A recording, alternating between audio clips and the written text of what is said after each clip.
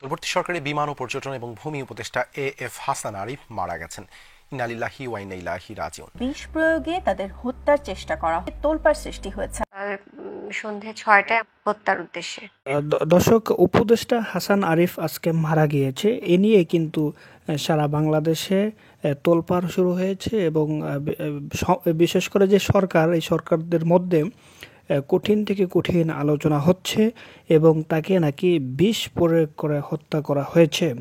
তো আসলে মূল ঘটনা কি, বিস্তারিত বিষয়ে জানতে হলে অবশ্যই অনুরোধ থাকলেও পুরো ভিডিও না টেনে দেখার অনুরোধ জানাচ্ছি। প্রথমে যমুনা টেলিভিশন থেকে কিছু তথ্য দেখাচ্ছে, এই তথ্যটা দেখুন, এরপরেই সেই ভিডিও দেখে যাবেন। সর্বশেষ অন্তর্বর্তী সরকারের বিমান ও পর্যটন এবং ভূমি উপদেষ্টা এ.এফ হাসান আরিফ মারা গেছেন।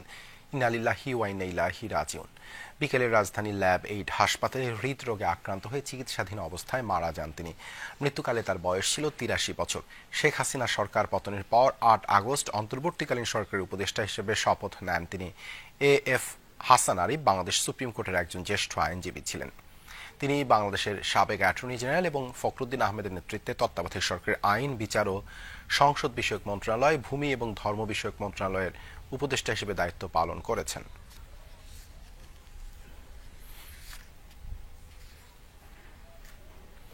দর্শক, এই মুহূর্তে ধানমন্ডির ল্যাব 8 হাসপাতালে আছেন সহকর্মী আলামিন হক অহন। সরাসরি যাচ্ছি সেখানে। অহন, উপদেষ্টা হাসান আরিফের জানাজা কখন নাগাদ হতে পারে? কি বলছেন উপদেষ্টার স্বজনরা? কোথায় দাফন করা হবে উপদেষ্টা হাসান আরিফের মৃতদেহ?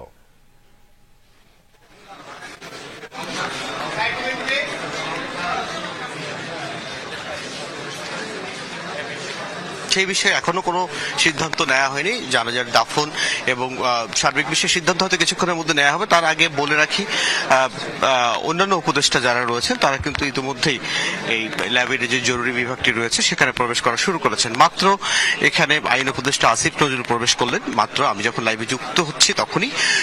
এছাড়াও আমরা স্বজনদের দেখছিলাম, শুভাকাঙ্ক্ষী যারা রয়েছেন তারাও এই হাসপাতাল চত্বরে ভিড় করছেন। তার এই আকস্মিক মৃত্যুতে সবাই বেশ গভীর শোকাহত। স্বজনরা তো কান্না করছেন, এই একই সঙ্গে শুভাকাঙ্ক্ষী যারা রয়েছেন তারাও বেশ মর্মাহত, বিমর্ষ। এই ঘটনার পরে বিশেষ করে তার এই মৃত্যু বাংলাদেশ এই সরকারের প্রথম কোন উপদেষ্টার মৃত্যু হলো এবং নিশ্চয়ই বেশ ব্যথার বিষয়, কষ্টের বিষয়। আপনি জেনে থাকবেন উপদেষ্টা হাসান আরিফের বয়স 83 বছর।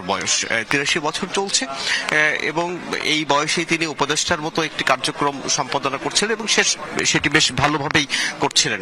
এখন পর্যন্ত তাকে যে দুটি মন্ত্রণালয়ের দায়িত্ব দেওয়া হয়েছিল আমরা জেনে থাকি বেশ কার্যকরী পদক্ষেপ তিনি নিচ্ছিলেন এবং আমরাও আশা করছিলাম তার হাত ধরেই যে মন্ত্রণালয়ের দায়িত্ব তিনি নিয়েছিলেন সেগুলো বেশ এগিয়ে যাবে এবং সেই আভাসও কিন্তু পাওয়া যাচ্ছিল। তার এই আকস্মিক মৃত্যুতে নিশ্চয়ই সেই কার্যক্রম থমকে থাকবে না। আপনি জেনে থাকবেন, আপনি যে প্রশ্ন করছিলেন হয়তো তার যে দাফন কিংবা তার মরদেহ কোথায় নেওয়া হবে সেই বিষয়ে এখনো সিদ্ধান্ত নেওয়া হয়নি। একেবারেই আকস্মিক ঘটনা। বিকালে তার মৃত্যুর পরে স্বজনদের এখন পর্যন্ত আমি যেমনটি বলছিলাম তারা ভিড় করছেন। শুধু স্বজনরাই নন, গণমাধ্যম কর্মীরা যেমন রয়েছেন, আশেপাশের অনেক মানুষ কিন্তু এখানে রয়েছেন এবং তার জন্ম কলকাতায়, তারপরে তিনি সেখানেই আইনজ্ঞ হিসাবে তার কার্যক্রম শুরু করেছিলেন। তারপরে বাংলাদেশেও তার 1971 সালের আগেই কিন্তু বাংলাদেশে তার যে আইন বিষয়ক কার্যক্রম সেটি তিনি করা শুরু করেন এবং তার যে আইনি কার্যক্রম সেটি বেশ ভালোই প্রশংসনীয় হচ্ছিল। আপনি জেনে থাকবেন বেশ কিছু বিশেষ করে যুদ্ধাপরাধী একজনের আইনজীবী বলা হয়েছিল, যাকে যুদ্ধাপরাধী হিসেবে আখ্যা দেওয়া হয়েছিল কিংবা দাবি করা হয়েছিল, তারও আইনজীবী তিনি ছিলেন। সেই বিষয়ে তিনি সেই সময় বেশ আলোচনার মুখে আসেন এবং অন্তর্বর্তীকালীন সরকারের এই উপদেষ্টা তিনি প্রথম নন। এর আগেও যে তত্ত্বাবধায়ক সরকার গঠিত হয়েছিল সেখানেও তিনি আইন উপদেষ্টা হিসেবে কাজ করেছিলেন। তার সেই কর্মময় জীবনের কথাই কিন্তু যারা স্বজন এবং শুভাকাঙ্ক্ষী আসছেন তারা বারবারই সেটি স্মরণ করছেন। হয়তো কিছুক্ষণের মধ্যেই হাসপাতাল কর্তৃপক্ষ তার সেই মৃত্যুর বিষয়ে হয়তো কিছু আমাদেরকে নিশ্চয়ই জানাবেন। আপনি জেনে থাকবেন 2008 সালের জানুয়ারি থেকে 2009 জানুয়ারি পর্যন্ত তিনি ফখরুদ্দিন আহমেদের যে নেতৃত্বাধীন সরকার, সেই সরকারে তিনি উপদেষ্টা হিসেবে ছিলেন, তার সেই কার্যক্রম বেশ প্রশংসনীয় ছিল। এখনো স্বজনরা আসছেন। দর্শক, ইতিমধ্যে আপনারা যে ভিডিও ফুটেজ দেখতে পেয়েছেন, তবে সর্বশেষ যে ভিডিওটা, এই ভিডিওটা দেখবেন। এখানে মূলত এই যে হাসান আরিফ উপদেষ্টা, তার যে বউ, পুতের বউ এবং মেয়ে, তারা লাইভে এসে কি তথ্য দিয়েছে সেটাও দেখবেন। তো চলুন। হাসান আরিফ স্যার, আপনারা জানেন উনি আজকে মৃত্যুবরণ করেছেন 3:30টার দিকে। ইন্নালিল্লাহি ওয়া ইন্না ইলাইহি রাজিউন। তো উনার জানাজার ব্যাপারটা এবং দাফনের ব্যাপারটা আমি একটু রেজওয়ানাকে অনুরোধ করছি, ও আপনাদের খুলে বলবেন। আজকে বাদ এশা ওনার জানাজা হবে ধানমন্ডি 7 মসজিদের, যেখানে মসজিদটা আছে 7 নম্বর রোডে, সেখানে। তারপরে ওনাকে রাখা হবে ওনার বাসাতেই। আগামীকাল সকাল 11টায় হাইকোর্ট প্রাঙ্গণে ওনার দ্বিতীয় জানাজাটা হবে। তারপরে ওখানে মিরপুর বুদ্ধিজীবীতে দাফন করা হবে।